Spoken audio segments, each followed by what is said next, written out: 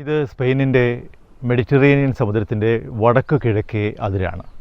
Cost Bravo എന്നാണ് ഈ പ്രദേശം അറിയപ്പെടുന്നത്. ഇവിടെ വലിയൊരു പ്രത്യേകത ഉയർന്ന ക്ലിഫുകളും അത് നേരെ കുത്തനെ കടലിലേക്ക് ഇറങ്ങുന്ന സ്ഥലവുമാണ്. ഇതിന് ചുറ്റും സ്പെയിനിൻ്റെ മറ്റ് പല പ്രദേശങ്ങളും ഇവിടെ നിന്നാൽ കാണാനാകും.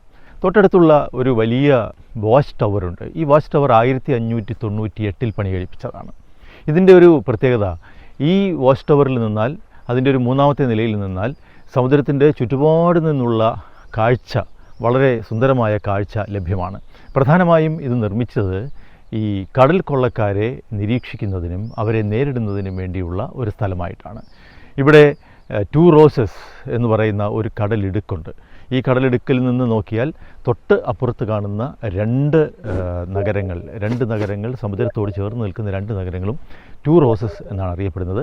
ഈ കടലിടുക്കിനെ ടു റോസസ് ക്ലിഫ് എന്നാണ് പറയുന്നത്. ചിത്രസമാനമായ ക്ലിഫുകൾ, വെയിലിൽ കുളിച്ചു കയറുന്ന ബീച്ചുകൾ, ഇന്ദ്രനീലിമയാർന്ന കടൽ, വർണ്ണപ്പകിട്ടാർന്ന മെഡിറ്ററേനിയൻ ജീവിതം, അങ്ങനെ ഭൂലാവണ്യമാകെ കോരിച്ചൊരിഞ്ഞ സ്ഥലം കോസ്റ്റ ബ്രാവ.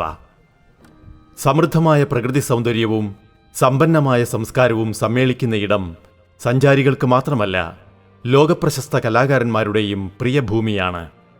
അത്ര അഴകാർന്നതാണ് സ്പെയിനിൻ്റെ വടക്ക് കിഴക്കൻ കാറ്റലോണിയൻ തീരത്തെ ഗ്രാമം കോസ്റ്റ ബ്രാവ.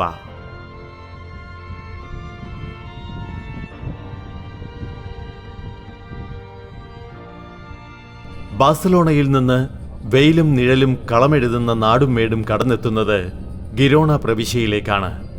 ഏതാണ്ട് 80 കിലോമീറ്റർ ദൂരമുണ്ട് കോസ്റ്റ ബ്രാവയിലേക്ക്. സ്പെയിനിലെ ബ്ലെനിസിൽ നിന്ന് ഫ്രഞ്ച് അതിർത്തിയിലെ ബാന്യൂൾസ് സൂർ മെഹർ വരെ വളഞ്ഞും പുളഞ്ഞും ഉൾവലിഞ്ഞും പോകുന്ന തീരമാണ് കോസ്റ്റ ബ്രാവ. വന്യമായ അല്ലെങ്കിൽ പ്രചണ്ഡമായ തീരമെന്നാണ് കോസ്റ്റ ബ്രാവ എന്ന വാക്കിനർത്ഥം.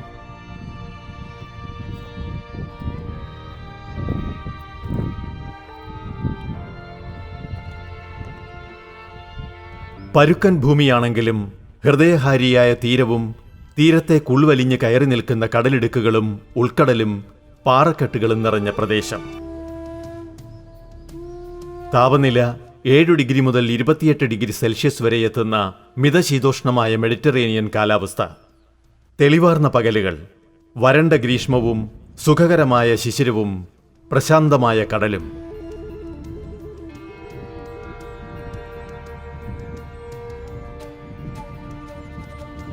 ചരിത്രത്തിൽ ഒളിഞ്ഞുകിടന്ന ഒരു രത്നമായിരുന്നു കോസ്റ്റ ബ്രാവ. തദ്ദേശീയർ വല്ലപ്പോഴും ഒരിക്കൽ ആഴ്ചയറുതി ഉല്ലാസത്തിനായി മാത്രം എത്തിയിരുന്ന ഇടമായിരുന്നു 2ാം ലോക മഹായുദ്ധകാലം വരെ കോസ്റ്റ ബ്രാവ. 1950കളോടെ രംഗം മാറിമറിഞ്ഞു.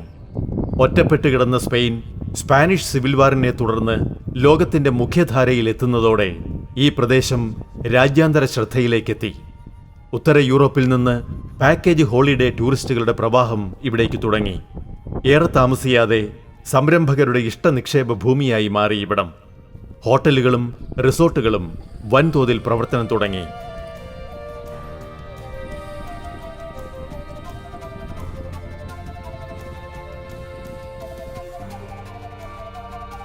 സിനിമയാണ് സത്യത്തിൽ കോസ്റ്റ ബ്രാവയെ ലോകക്കാഴ്ചയുടെ വെള്ളിത്തിരകളിലേക്ക് എത്തിച്ചത്. ചലച്ചിത്രത്തിൻ്റെ കുട്ടിക്കാലമായിരുന്ന 1914 മുതൽ തന്നെ സിനിമക്കാരുടെ ഇഷ്ട ലൊക്കേഷനായിരുന്നു കോസ്റ്റ ബ്രാവ. 1951 ഹോളിവുഡ് ചിത്രം പണ്ടോര ആൻഡ് ദ ഫ്ലൈയിങ് ഡച്ച്മാൻ ഈ കടൽത്തീര പട്ടണത്തിന്റെ തലവര മാറ്റിയെഴുതി. കോസ്റ്റ ബ്രാവ ഈ ചിത്രത്തിലൂടെ ലോകമെമ്പാടും പ്രശസ്തമായി. പിന്നെ കലാകാരന്മാരുടെയും സഞ്ചാരികളുടെയും പറുദീസയായി മാറി ഇവിടം.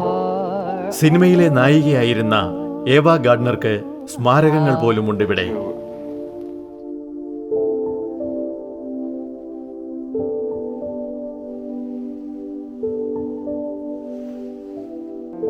സഞ്ചാരികളുടെ തിരക്കേറിയപ്പോഴും പാരമ്പര്യ തനിമ സ്വച്ഛന്തമായി നിലനിർത്തിയ ചില പ്രദേശങ്ങൾ കലാകാരന്മാരുടെ പ്രിയഭൂമിയായി മാറി. ഫ്രഞ്ച് അതിർത്തിയിലെ പിയോറിനീസ് താഴ്വരയിലെ കഡാക്വിസ് പോലെയുള്ള ശാന്തസുന്ദര പ്രദേശങ്ങൾ സർഗാത്മകതയുടെ വിളഭൂമിയായി മാറി. ചിത്രകലയിലെ യുഗപ്രഭാവന്മാരായിരുന്ന സാൽവദോർ ദാലിയുടെയും പാബ്ലോ പിക്കാസോയുടെയും ജോവാൻ മിറോയുടെയും ക്യാൻവാസുകളെ കോസ്റ്റ ബ്രാവ തെല്ലൊന്നുമല്ല പ്രലോഭിപ്പിച്ചത്.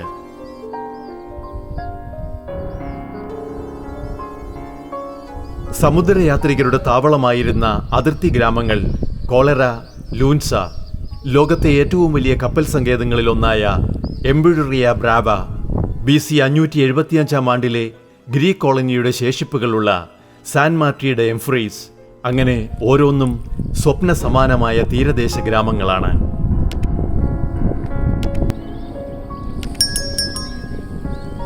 സാൽവദോർ ദാലിയുടെയോ പാബ്ലോ പിക്കാസോയുടെയോ മാസ്റ്റർ പീസുകൾ പോലെ ഒരിക്കലും കണ്ടു മതിവരാത്ത സഞ്ചാരികളുടെ സ്വപ്നഭൂമിയാണ് കോസ്റ്റ ബ്രാവ.